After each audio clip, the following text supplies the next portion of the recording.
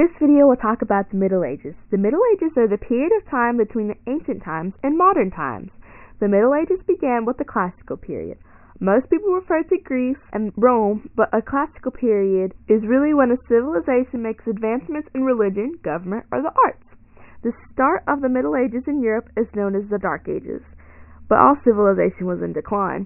Throughout the Middle Ages, international trade grew and helped spread major religions and civilization to new places. There was also a lot of conflict and fighting between tribes and bands, which caused people to flee cities. German-speaking barbarians attacked and defeated Rome.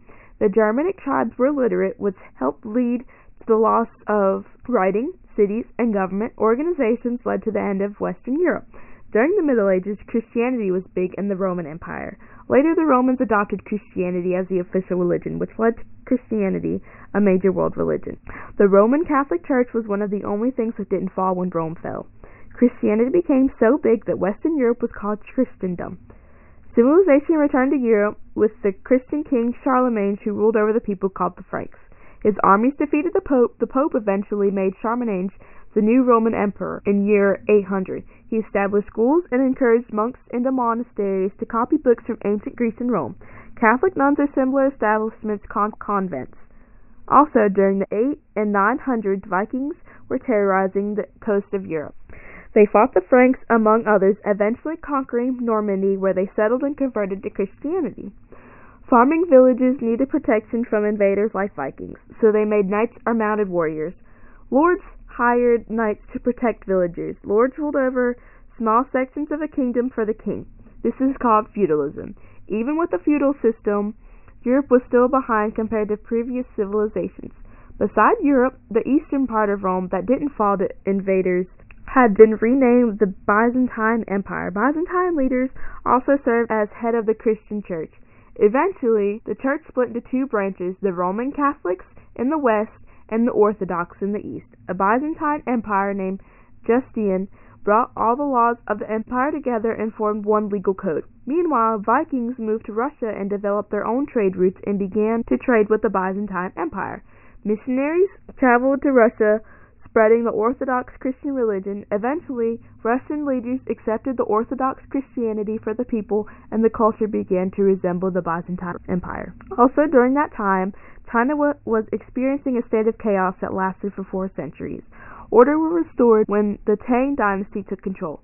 They revived Confucian ideas and tried to improve agriculture by taking some land held by the rich and giving it to the poor. The Tang Dynasty lasted 300 years before it was replaced by the Song Dynasty. China's population doubled from the year 700 to the year 1100.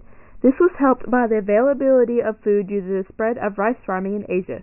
Goods were traded by ocean trade routes, where sailors connected the Indian trade routes to China. As rice farming spread, new societies began to develop, such as Korea and Japan. The rulers of Korea and Japan tried to build a government like the Chinese had. Korea was more strongly influenced by China than Japan, mainly because it was closer. In the Western Hemisphere, civilization started a little later than everywhere else, putting Native Americans behind in advancements that were made in Europe. One of the early civilizations in the Americas was the Maya. The civilization flourished, inventing the 365 and a quarter day calendar amongst many other things. The Mayan declined when they became overpopulated and used up all their resources. During this time, the deserts of the Arabian Peninsula, Muhammad was born in the city of Mecca.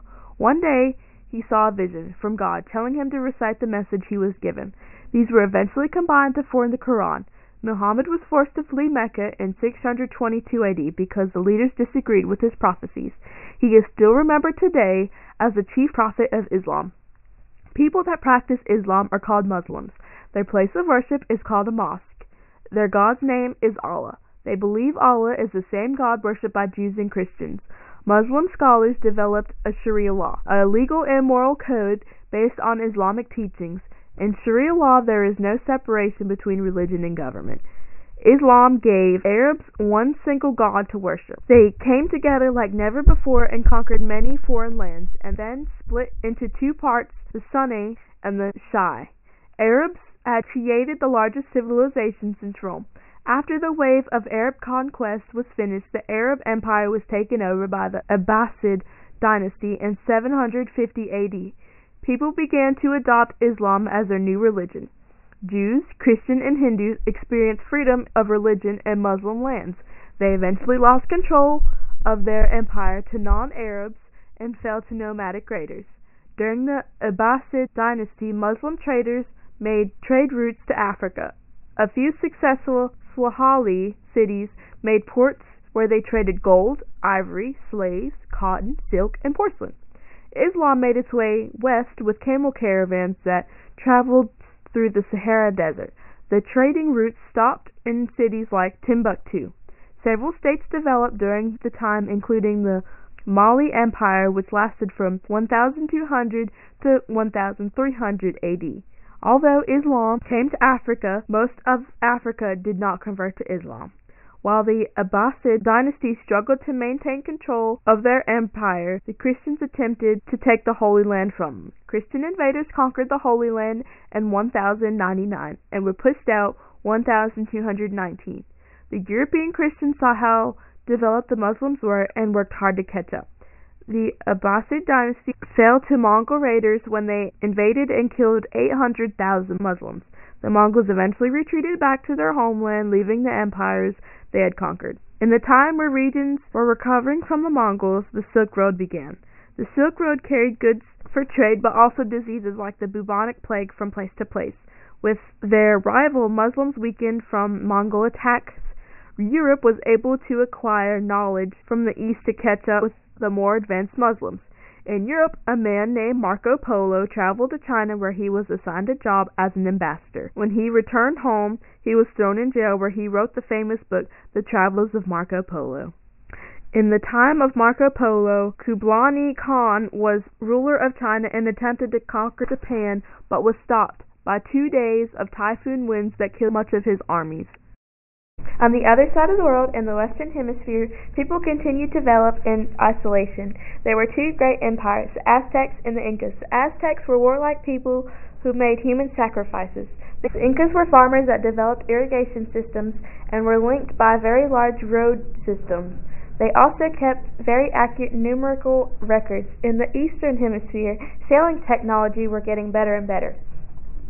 In August of 1492, Christopher Columbus set sail from Spain with 3 ships in search of western trade routes.